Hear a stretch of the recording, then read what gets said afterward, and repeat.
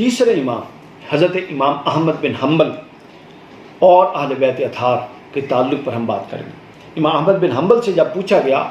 حضرت امام احمد بن حنبل اگریسو تھے محبت اہل بیت میں باقیوں کی طرح، آپ میں بھی اہل بیت اطہار کی محبت کوٹ کوٹ کر بھری ہوئی تھی، اور آپ بھی کسی طرح کی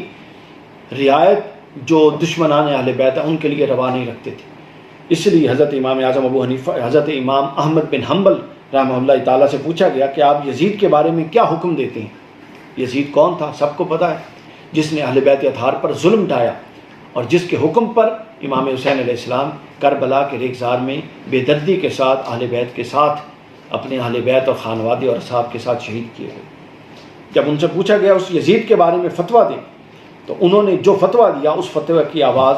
آج بھی پوری دنیا میں اور پوری دنیا کے اہل علم حلقوں میں گونج رہی ہے۔ آپ نے فرمایا کہ میرے نزدیک یزید کافر ہے،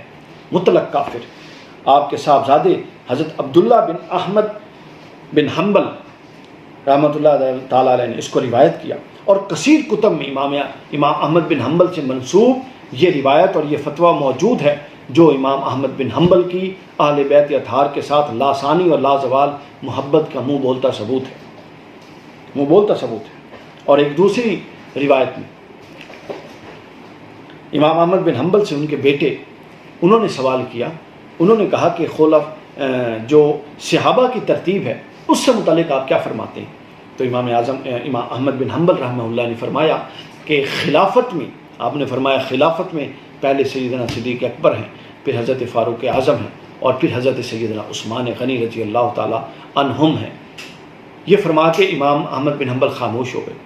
تو ان کے بیٹے نے پھر پوچھا کیا حضرت علی کے بارے میں آپ نے کیا کہا؟ حضرت علی کا ذکر نہیں فرمایا۔ تو امام احمد بن حنبل فرماتے ہیں کہ بیٹا وہ تو اہل بیت اطہار میں سے ہیں، ان پر تو کسی کو قیاس ہی نہیں کیا جا سکتا۔ یہ عقیدہ تھا ائمہ اہل سنت کا اور ائمہ اربعہ کا، جن کے ہم مقلد ہیں اور جن کی تحقیقات کو ہم اپنے اوپر حجت سمجھتے ہیں، یہ ان کا عقیدہ ہے۔ اب ان ساری باتوں کو سمجھنے سمجھانے کا جو ایک بنیادی وجہ ہے، وہ وجہ یہ ہے کہ آپ یہ دیکھیے کہ اس میں اب اس بنیاد پر امام احمد بن حنبل پر بھی بہت سارے وبال آئے، امام احمد بن حنبل پر مشکلات آئیں، امام احمد بن حنبل پر تکفیری اپنا رافضیت تک کے فتوے لگے، حتیٰ کہ امام مالک پر اور امام ابو حنیفہ رحمہ اللہ تعالیٰ پر بھی تکفیریت کے کچھ فتوے لگے۔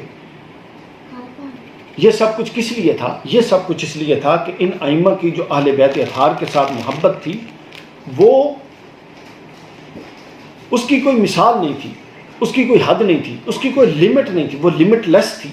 چونکہ وہ جانتے تھے کہ یہ بنیاد ہے ایمان کی، یہ اساس ہے ایمان کی، اور اگر یہ اساس قائم نہ رہی تو خدا نخواستہ ایمان کی عمارت بھی ڈھہ سکتی ہے اور ایمان کی عمارت بھی گر سکتی ہے۔ اس لیے یہ تمام تکالیف برداشت کر کے، تمام معاملات برداشت کر کے کبھی بھی اس طرف نہیں گئے کہ جس طرف کہیں تحقیر اور تنقیص کا پہلو ہے۔ یہ ہمارے لیے ایک سبق ہے۔ اب اس کے بعد آئیے امام احمد بن حنبل رحمہ اللہ تعالیٰ علیہ کے بعد ہم جاتے ہیں حضرت امام شافعی رحمہ اللہ تعالیٰ علیہ سے، جن کی محبت اہل بیت معروف ہے، مشہور ہے باقی تینوں اماموں کی طرح۔ اور امام شافعی رحمہ اللہ تعالیٰ علیہ رضی اللہ تعالیٰ عنہ، امام شافعی کا صرف دیوان جو ہے اس میں سے چند اشعار اور چند صفحات میں آپ کے سامنے لے کر بیٹھا ہوں، آپ کا انشاءاللہ دل بھی روشن ہو جائے گا، دماغ بھی روشن ہو جائے گا، وسعت آ جائے گی اہل بیت اطہار کے بارے میں کہ ائمہ اربعہ اہل بیت اطہار کے بارے میں کیا عقیدہ رکھتے تھے اور آج کے ملا ہمیں کیا سکھا رہے ہیں۔ تھوڑی سی محبت اہل بیت کی بات کر لی جائے، ایک تماشا لگا ہوا ہے، تھوڑی سی محبت اہل بیت کی بات کر دی جائے تو شیعیت کی طرف ڈال دیتے ہیں، رافضیت کی طرف ڈال دیتے ہیں۔ اور آج کل کچھ ملاؤں نے ایک نئی اصطلاح گھڑ لی، نیم رافضی، یعنی دروازہ کلیتاً کے بند کرنا چاہتے ہیں محبت اہل بیت کا، یعنی نہ کوئی اہل بیت کا ذکر کرے، یہ بنو امیہ کا دور پھر پلٹ رہا ہے اور بنو عباس کا، نہ کوئی اہل بیت کا ذکر کرے، جو ذکر کرے گا اس کو شیعیت کی طرف ڈال دیں گے، ذکر نہ کریں گے۔ اور دوسری طرف یہ معاملہ، اگر صحابہ کرام کا ذکر کثرت سے کوئی کرے وہ بھی ایمان کا حصہ ہے، وہ بھی حق ہے،